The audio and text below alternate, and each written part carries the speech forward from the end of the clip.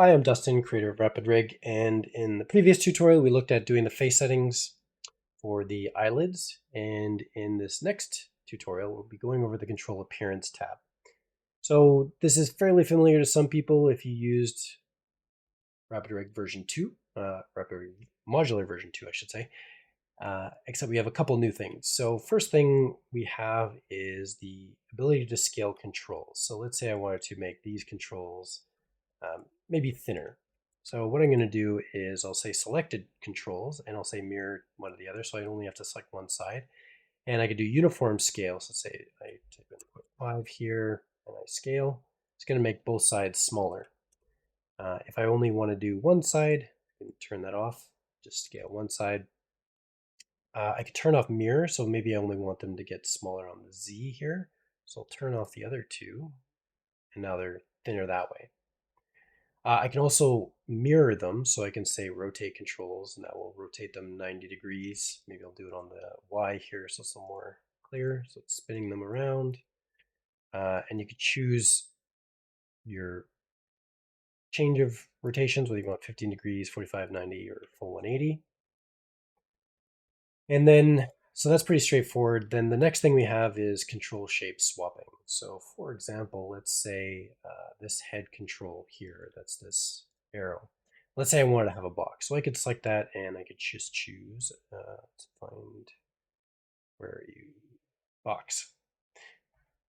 And that will create a new box there. Now you'll notice that it moved it down here.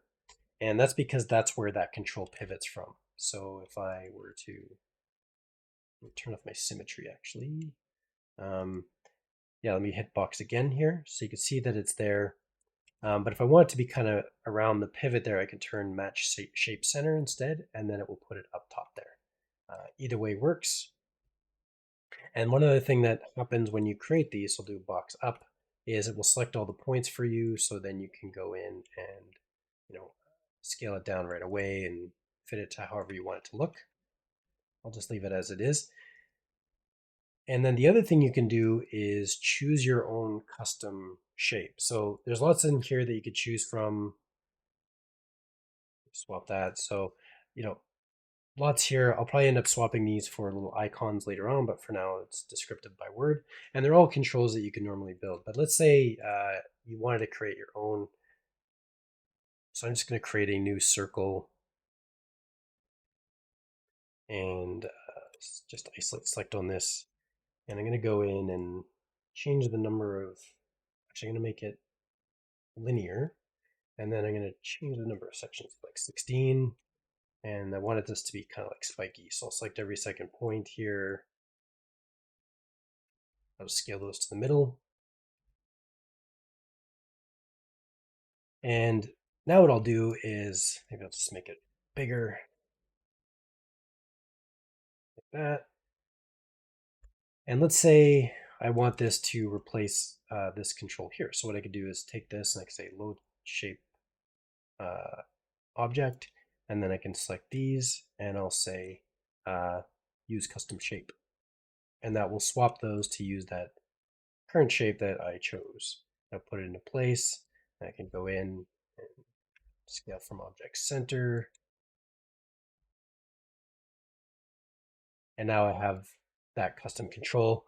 And then I can recolor these. So if I didn't want them to be that color, I can just choose any of these other colors to redefine what I want them to look like. So that's pretty much everything in here. And then, oh, right, the last thing is you can save and load the shapes. So if you have another rig that's similar, you could save these out and then load them onto the other one, and then could save you time that way. So that's pretty much everything for the control appearance tab.